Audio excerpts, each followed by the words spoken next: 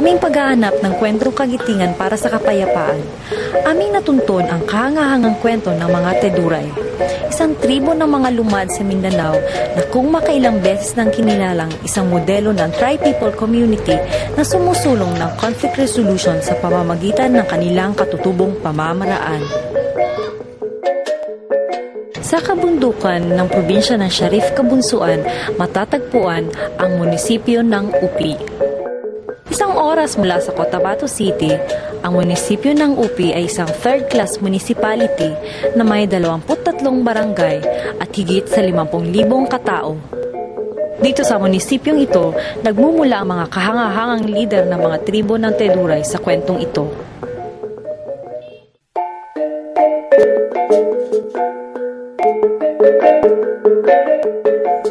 Noong dekada 70, namuo ang malalim na hidwaan sa mga Kristiyano, lumad at Muslim sa bayan ng Upi.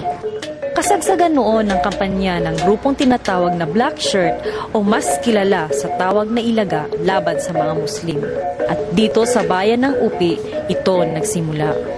During this time also, in Upi, there was the problem of itong toothpick conflict, wherein a certain Commander Toothpick rallied the Christians, the settlers, and the IPs together against the Moro. So, nagkaroon ito ng medyo malalimang problema to an extent that a good number of our Muslim residents went out of the place. They evacuated somewhere else. And not until mga few years later, they started to come back to the municipality through the efforts of the previous mayors like Mayor Sinswat, Dato Puti Sinswat, Mayor Bay Fatima, Mayor Unting. So they started coming back. So that in 2001, when we became the mayor in the municipality, the first thing that we discussed with the constituents and the multi-sectors was, what do we want or what can we do so that the trust of each group among each others will start, will be restored, and so that we will be able to enhance and facilitate or hasten development within the municipality. Naging mahirap para sa kanila ang bumangon dahil sa problema sa seguridad. Walang tiwala ang mga tao sa isa't isa. At dito nalugmok sa kahirapan ang bayan ng Upi.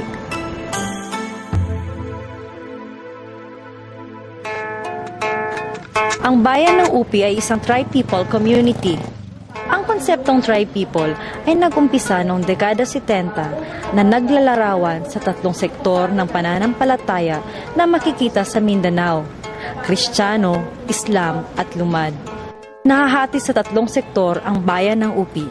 23% nito ay mga Muslim, 29% naman ay mga Christian settlers, at mayorya ay mga lumad na Teduray na bumubuo ng 44% ng populasyon. At ito ang nakita ng lokal na pamahalaan na bentahin ng Upi. Binuo ng lokal na pamahalaan ang isang conflict resolution program gamit ang tri-people approach na naglalayong maibalik ang tiwala at kumpiyansa ng bawat sektor sa isa't isa. Ito ay munisipyo na ito is basically tri-people. So we anchored our governance on this concept of tri-people with the belief na naniniwala tayo kung lahat yung iba't ibang grupo sa bayan ay will be part of the governance in the municipality, we are assured of at least a sustainable and successful delivery of services and even success in implementation of projects for the municipality. First and foremost, na-realize natin na yung peace and order sa community, hindi monopolya ni Mayor, hindi monopolya ng LGU, but peace and order is a concerted effort of everyone in the community. That's one thing we have learned from this. Secondly, we also realize that if we have to sustain this peace and order, people have to be part of it. They have to participate. Sa pangunguna ni Mayor Ramon Piang, isang Teduray, layunin din umano nito ang mabigyang diin ang kahalagahan ng katutubong batas at kaugalian. Because we wanted to show people that it is very important that we look at culture as part of the, development of people and the society. So magsasabi sila, uy, at least kahit papano nakilala pala ni Mayor o nakilala nung community na mayroon pala tayong ganitong kultura. And so these people becomes proud of it. And eventually, they are able to make use of this as a vehicle for their own development and facilitate development in the community. Ang pinaka-guidelines natin sa Mayor's Council is they mainstream cultural practices of the different basic groups in the settlement of cases. If you settle a case among the Tudurais, then be sure na ang ginagamit nila is yung cultural values, cultural customs and traditions ng Tuduray. If it's the Moro, the same thing. For the settlers, there are also cultural values among the settlers na pwede nilang gamitin sa kanilang pag-aayusan, or else we use conventional laws. Ano? Ang Tri-People na conflict resolution body na ito ay pinangalan ng Tri-People Dialogical Process in Peace and Order Campaign. At upang madaling matandaan ng tao, tinawag itong Mayor's Council.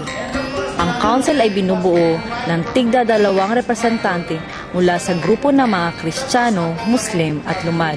Ang mga kasong hindi maresolba sa level ng lupong tagapamayapa ay inaakyat sa Mayor's Council.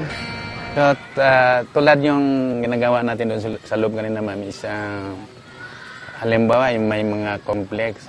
Mula doon na sa barangay, ginagawa na namin doon sa barangay. So, but kung hindi magkasundo doon, so ma-forward namin dito sa municipal. So, karamihan, kakunti lang ang makaabot dito sa municipal, kundi doon na sa barangay level na maayos na po. Kasi ang significance ng Mayor Council ay para maiwasan at madaling masolve ay yung mga kaso na hindi nakasusundo yung mga tao. Dahil itong Mayor Council ay ubos lakas ang kanilang ginagawa na paano ma-resolve ang mga kaso ng mga tao na hindi umaabot ng patayan. Upang maiwasan na magkaroon ng bias, kung ang naghain ng kaso ay mga teduray, ang representante ng mga teduray sa council ang umuupo bilang chairman habang dinidinig ang kaso. Ganon din para sa mga Kristiyano at Muslim. Ang Muslim ang kuan may kaso, pero kami ni kuan imamamangkas mag-solve kami. Pero yun mga kasama namin, teroy pati kuan Christian nandun din. At sa kanilang pag-aayos ng dalawang partido, ginagamitan ito ng mga indigenous practices upang pagtibayin ang kanilang kasunduan.